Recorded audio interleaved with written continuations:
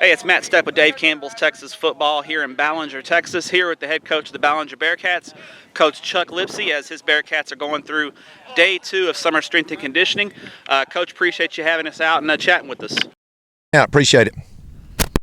Coach, obviously, this is day 2 of the strength and conditioning. Kids are creatures of habit and they need a routine. Do you feel like day 2 went a little bit smoother than day 1 as far as your check-in process and making sure the kids are in good health and all that good stuff? I think safety is the most important thing. We want to try to do everything right so we can get started at the regular time. So day 2 went a little bit better than day 1. Yesterday we had to do our screening. We're going to do that every Monday. We're taking their temperatures every day. So today when they came in, we just did their temperature check and water check. So all that went smooth and everybody showed up on time. And it was a lot better today than it was yesterday. And yesterday was a good day for the first day, but today was smoother and it went a little bit faster. And I know coaches are just happy to be out here with their kids. I saw your girl athletes on the other field over there. You got your football players here. How excited were all your coaches to get back to work yesterday? We kept in touch with the kids. We didn't get to see a lot of them the last 3 months, and we kept in contact with them. But to have them all up here was a neat thing. We kind of divided our.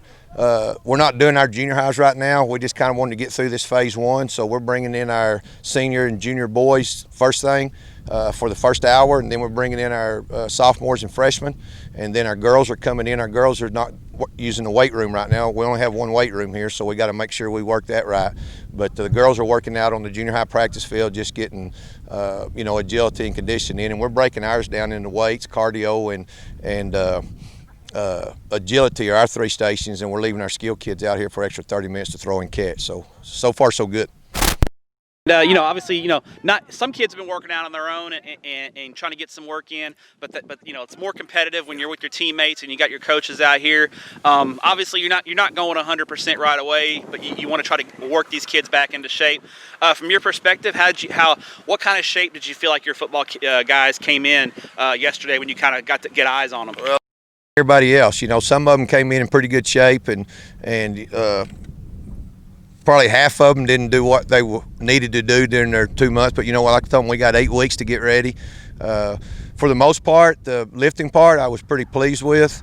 Most of them have been keeping up with their weights. A lot of them have stuff at home they've been lifting, but the agility and especially the cardio, it's hard to get the kids to train and stay in shape, so that was the tough part. But for the most part, they came in pretty good shape.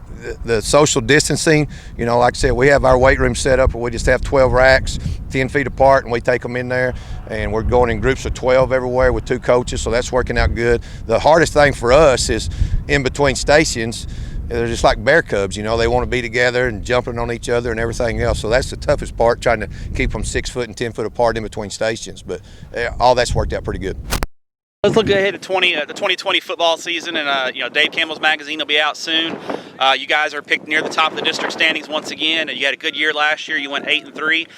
When you evaluate your new district, just kind of off the top of your head, what kind of challenges are some of your district going to provide you guys when you get into the 2020 season? It's going to be a tough district.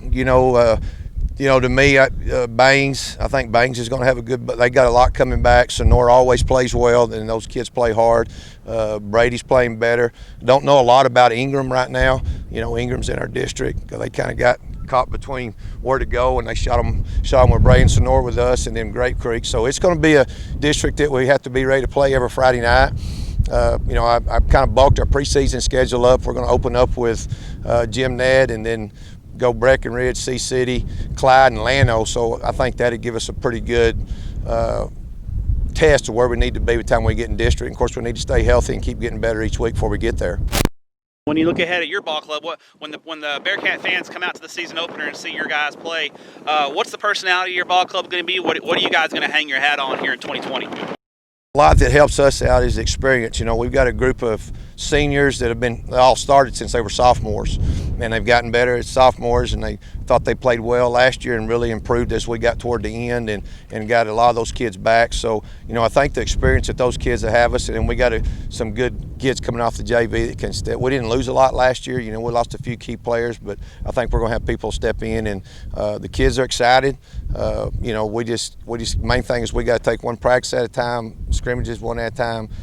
preseason and just keep getting better each week, stay healthy when we get in district and get in the playoffs. Our goal is to get in the playoffs and go as far as we can in the playoffs. So I think we're looking forward to it. It's an exciting year. And, of course, like I said, I think everybody's going to be excited because everybody's been away from their kids and coaches. So everybody's going to be jacked up and ready to go when it gets here.